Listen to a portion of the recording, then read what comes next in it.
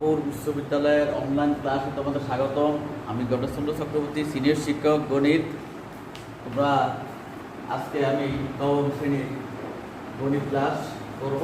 সেখানে জ্যামিতি অধ্যায় 6 ষষ্ঠ অধ্যায়ে জ্যামিতি একটি সমস্যা নিয়ে সমাধান করতে চেষ্টা করব, উপপাদ্য 15। তাহলে তোমরা অবশ্যই মনোযোগ দিয়ে শুনবে এবং খাতা কলম নিয়ে বসবে আশা করি। এখন তোমরা আমি দেখো সাধারণ নির্বাচনটা আমি বলে লিখেছি। দেখো ত্রিভুজের যে কোনো দুই বাহুর মধ্যবিন্দুর সংযোগ রেখাংশ তৃতীয় বাহুর সমান্তরাল এবং দৈর্ঘ্যে তার অর্ধেক। ত্রিভুজের যে কোনো দুই বাহুর মধ্যবিন্দুর সংযোগ রেখাংশ তৃতীয় বাহুর সমান্তরাল এবং দৈর্ঘ্যে তার অর্ধেক। দেখো আমি একটা ত্রিভুজ দেখছি, এখানে ত্রিভুজ হলো এ বি সি। স্বভাবত একটা ত্রিভুজে তিনটি বাহু থাকে। এখন বলছে যে কোনো দুই বাহুর মধ্যবিন্দুর সংযোগ রেখাংশ, একটা বাহু এ বি আর একটা বাহু নিলাম এসি। এই বাহুর মধ্যবিন্দু ডি, এসি বাহুর মধ্যবিন্দু ই। তাহলে এইটার মধ্যবিন্দুর সাথে এই এসি এর মধ্যবিন্দু ই এর সংযোগ রেখাংশ হলো ই। এর মধ্যবিন্দু ডি এবং এসি এর মধ্যবিন্দু ই এর সাথে সংযোগ রেখাংশ হলো ডি। তো ডিটা যোগ করে সংযোগ রেখাংশ হয়ে গেল। তা আমাদের প্রমাণ করতে হবে দুই বাহুর মধ্যবিন্দু সংযোগ রেখাংশ, অর্থাৎ দুই বাহুর মধ্যবিন্দু সংযোগ রেখাংশ হলো ডি। ডিটা তৃতীয় বাহু আর দুইটা একটা বাহু বাদ দেয়, সেটা হলো কি বিসি। তাহলে প্রমাণ করতে হবে ডিটা বিসি এর সমান্তরাল এবং ডিটা বিসি এর অর্ধেক। তাহলে আমরা লিখতে পারি এই বিসি ত্রিভুজের এবি এবং এসি বাহুর মধ্যবিন্দু যথাক্রমে ডি ও ই। ঠিক আছে, এবি এর মধ্যবিন্দু ডি এবং এসি এর মধ্যবিন্দু ই। ডি ই যোগ করি, ডি যোগ না করলে তো তোমার সংযোগ রেখাংশ হবে না। যেহেতু সংযোগ রেখাংশ সেহেতু ডি যোগ করতে হবে। তোমাকে প্রমাণ করতে হবে এই ডি রেখাটা তৃতীয় বাহু বিসি, বিসি এর সমান্তরাল, ডি সমান্তরাল বিসি এবং ডি সমান হাফ অফ বিসি, অর্থাৎ বিসি এর অর্ধেক। ডিটা বিসি সমান্তরাল হবে এবং ডিটা বিসি এর অর্ধেক হবে, হাফ। এবার আমরা অঙ্কন হলো এতটুকু। ডি কে এক পর্যন্ত বর্ধিত করা হয়েছে। ডি কে এক পর্যন্ত বর্ধিত করি যেন ইএফ সমান ডি, অর্থাৎ এখানে যে ইএফটা বাড়ালাম এই ইএফটা হবে ডি সমান। ডিটা যতটুকু ইএফটাও ততটুকু। তাহলে ডি কে এক পর্যন্ত বর্ধিত করি যেন ইএফ সমান ডি হয়। তারপর সিএফ যোগ করি, সিএফ যোগ করি। তাহলে আমি লিখছি ডি কে এক পর্যন্ত বর্ধিত করি যেন ইএফ সমান ডি হয়, সিএফ যোগ করি। এবার আমরা চলে যাব প্রমাণে। প্রমাণটা তো ভালো করে দেখবে মনোযোগ দিয়ে। এখন দেখো প্রমাণে এই যে ত্রিভুজটা, এটার নাম কি? এই যে এখানে এটা এ ডি ই, আর এই ত্রিভুজটার নাম কি? C E F. এই ত্রিভুজটার নাম হলো এডি, এই ত্রিভুজটার নাম হলো সিএফ। আমরা এই দুইটা ত্রিভুজকে দেখো যে দুইটা ত্রিভুজ সর্বসম হয় কিনা। তোমরা অবশ্যই দেখছো, অঙ্কনের মতো দেখেছো, দেওয়াও আছে। যেমন দেখো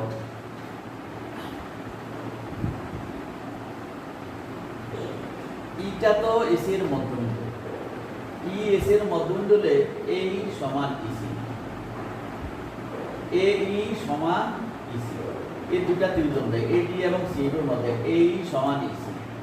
এটা কারণ ইটা এসি এর মধ্যবিন্দু।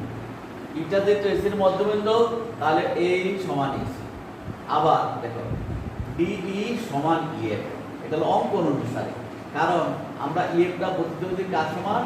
ডি সমান। তো ডি সমান ইএফ। এবং যে দুইটা কথাকে উল্লেখ করা হয়েছে এই ত্রিভুজের এই দুইটা আর এই ত্রিভুজ হলো এই দুইটা, এই দুইটা বাহু নিয়ে এই ত্রিভুজের এই দুইটা বাহু নিলে এই কোণটা, এটা অন্তর্ভুক্ত কোণ। এই দুইটা বাহু নিয়ে এই কোণটা, এটা অন্তর্ভুক্ত। এ অন্তর্ভুক্ত এ ই কোণ সমান অন্তর্ভুক্ত সি ই এফ কোণ। কেন সমান? বিপরীত কোণ। আমরা জানি দুটি বিন্দু পরস্পর সার্কেল করে বিদ্যুৎ বলি পরস্পর সমান। এই কোণটা আর এই কোণটা সমান, এইটা ঠিক সেরকম, এই কোণটা আর এই কোণটা পরস্পর সমান। যেহেতু এই বিন্দুতে ছেদ করেছে, ছেদের বিন্দুতে উৎপন্ন বিন্দুতে কোণগুলি পরস্পর সমান, তাহলে আমরা বলতে পারি যে ত্রিভুজ এডি সর্বসম ত্রিভুজ সিএফ। তাহলে আমরা লিখতে পারি যে ত্রিভুজ এডি সর্বসম ত্রিভুজ সিইএফ। সর্বসম হলে বাকি বাহুগুলো সমান হবে, বাকি কোণগুলিও সমান হবে, ক্ষেত্রফলও সমান হবে। তাহলে আমরা লিখতে পারি যেহেতু এডি এবং সিএ পরস্পর সমান্তরাল, তাহলে আমরা কি লিখতে পারি এডিই কোণ। তাহলে আমরা লিখতে পারি এই কোণটা সমান এই কোণ, এডিই কোণ সমান ইএফসি কোণ, এবং ডিএ কোণ, এই কোণটা সমান এই কোণটা, উভয়টাই পরস্পর একান্তর কোণ। কি কোণ? একান্তর কোণ। একান্তর কোণ যদি সমান হয় তাহলে তাদের এই একান্তর কোণ সম্পূর্ণ বাহুদ্বয় পরস্পর সমান্তরাল হবে। তাহলে দেখো এইটার একান্তর কোণ এইটা, এটার একান্তর কোণ এইটা, সর্বসমতা যদি সমান হয়েছে, সমান হওয়ার জন্য দুইটা কিন্তু পরস্পর একান্তর কোণ। আমরা তো জানি যে দুইটার একটা ছেদ করলে একান্তর কোণগুলি পরস্পর কি হয়? সমান হয়। এটার একান্তর কোণ এইটা, ছেদক হলে এইটা। এখন আমি যদি ছেদক যদি হয় ডিএফ, তাহলে ডিএফ হলে এডি এবং সিএফ যদি সমান্তরাল ছেদক হয়, এই সমান্তরাল হয় হলে যেহেতু ছেদকের দুই পাশে দুইটা কোণ পরস্পর সমান, তো দুইটা কোণ একান্তর কোণ, সেহেতু এই ডিটা হবে সিএফ এর সমান্তরাল। আবার এটা একটা সমান্তরাল, তখন ছেদক হবে এসি, এসি এর এই পাশে কোণ এইটা আর এই পাশে কোণ এইটা, দুটো পরস্পর একান্তর কোণ। তাহলে ছেদকের উভয় পাশে দুইটা কোণ পরস্পর সমান, একান্তর কোণ যদি সমান হয় তাহলে আমরা লিখতে পারবো এডি সমান্তরাল সিএফ। তাহলে আমরা লিখব কি, যেহেতু এডি কোণটা ইএফসি কোণের সমান এবং ডিএ কোণ সমান ইসিএফ, এই দুইটা কোণের পরস্পর একান্তর কোণ, সেহেতু আমরা লিখতে পারবো এডি সমান্তরাল সিএফ। এডি সমান্তরাল সিএফ। দেখো এডিটা এবং এবি একই রেখায় অবস্থিত, তাহলে আমরা এডিটা যদি সিএফ এর সমান্তরাল হয় তাহলে আমরা লিখতে পারি এবি সমান্তরাল সিএফ। এডি সমান্তরাল হইলে সিএফ এর, তাহলে এবিও সিএফ এর সমান্তরাল হবে, একই রেখায় অবস্থিত। কেমন? আচ্ছা, আবার বিডিটাও তো একই রেখায় এবির মধ্যে অবস্থিত, তাহলে আমরা বলতে পারি বিডি সমান্তরাল সিএফ। বিডিটাও সিএফ এর সমান্তরাল। আবার যেহেতু যেটা ত্রিভুজ সর্বসম, এই দুইটা ত্রিভুজ, তাহলে আমরা লিখতে পারি এডি সমান সিএফ। সর্বসম কোণ সমান হয়েছে, এখন বাহু এডি সমান সিএফ। তাহলে আমরা কি দেখলাম? এডিটা আবার কার সমান? এডি সমান বিডি। ডিটাও তো এবি এর মধ্যবিন্দু, তাহলে এডির জায়গায় আমরা কি লিখতে পারি? বিডি। তাহলে দেখা যায় তাহলে বিডিটা কার সমান? সিএফ। এডিটা যদি সিএফ এর সমান হয় তাহলে বিডিটাও সিএফ এর সমান হবে, কারণ এডি আর বিডি পরস্পর সমান। তাহলে আমরা দেখো, তাহলে বিডিটা সিএফ এর সমান্তরাল হইলো, আবার বিডিটা সিএফ এর সমান হইলো। একটা চতুর্ভুজের দুটি বিহুত বাহু, এটার বিহুত বাহুটা এটা, এটা একটা চতুর্ভুজ। একটি চতুর্ভুজের দুটি বিহুত বাহু যদি সমান ও সমান্তরাল হয় তাহলে তার অপর দুইটা বাহুও সমান ও সমান্তরাল হবে, তাহলে এটা একটা সামান্তরিক হবে। কি হবে? সামান্তরিক। তাহলে আমরা বলতে পারি বিডিএফসি একটি সামান্তরিক, যেহেতু তার দুইটা বাহু পরস্পর সমান এবং সমান্তরাল হয়েছে। তাহলে অপর দুইটা বাহু সমান ও সমান্তরাল হবে। অপর দুইটা বাহু কি কি? ডিএফ এবং ডিসি। তাহলে আমরা বলতে পারি বিডিএফসি একটি সামান্তরিক। তাহলে আমরা কি লিখতে পারি? ডিএফ সমান্তরাল বিসি। ডিএফটা বিসি, যেহেতু এই দুইটা বাহু সমান ও সমান্তরাল, সেহেতু ডিএফটা বিসি এর সমান্তরাল এবং ডিএফটা বিসি এর সমান। ডিএফটা বিসি এর সমান্তরাল এবং ডিএফ সমান বিসি। এবার খেয়াল করো, ডিএফ এবং ডিই, ডিএফ হলো এই রেখাটা আর ডি হলো এটা, যেহেতু একই রেখার মধ্যে অবস্থিত, সেহেতু ডিএফটা যদি বিসি এর সমান্তরাল হয় তাহলে দেখো, তাহলে ডিটাও বিসি এর সমান্তরাল হবে, নো ডাউট, যেহেতু এটা একই রেখায় অবস্থিত। তাহলে ডিটা বিসি এর সমান্তরাল, ডিএফটা সমান্তরাল হলে বিসি ডিএফটা বিসি সমান্তরাল হলে ডিটাও বিসি এর সমান্তরাল হবে, তখন আমরা লিখতে পারি ডি সমান্তরাল বিসি।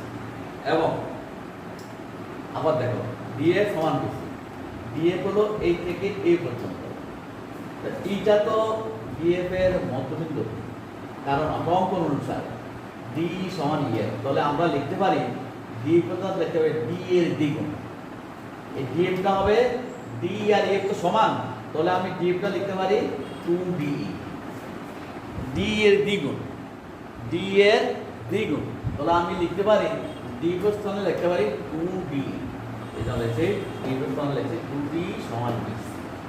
তাহলে সুতরাং ডি সমান্তরাল বিসি এবং ডি একটুটা এখানে আসলে হাফ হবে, ডি একটুটাই পাশে হলে হাফ অফ বিসি, 2ডি যে বিসি হয় ডি হবে হাফ অফ বিসি। এবার দেখো খেয়াল করে যে তোমাদের পাওয়ার বিসি ছিল ডি সমান্তরাল বিসি, ডি সমান্তরাল বিসি এবং D half of BC, D half of BC. তাহলে আমাদের উৎস প্রমাণটা হয়ে গেল প্রমাণিত। এখন এই আজকে এই উপপাদ্যটা আমি তোমাদেরকে প্রমাণ করতে চেষ্টা করলাম, তোমরা একটু ভালো করে দেখে নিবে এবং আশা করি তোমরা বুঝতে পারবে, বুঝে নিয়ে ভালো করে আসতে চেষ্টা করবে, করে এটা তোমরা এটা আত্মস্থ করতে পারবে। এইবার আমার একটা বিশ্বাস, আমি আজকের জন্য এই জ্যামিতিটা শেষ করে উপপাদ্যটা 15 শেষ করে আজকের জন্য আমি ক্লাস সমাপ্ত ঘোষণা করলাম। ধন্যবাদ তোমাদেরকে, তোমরা সুস্থ থাকো, ভালো থাকো এই কামনা করে।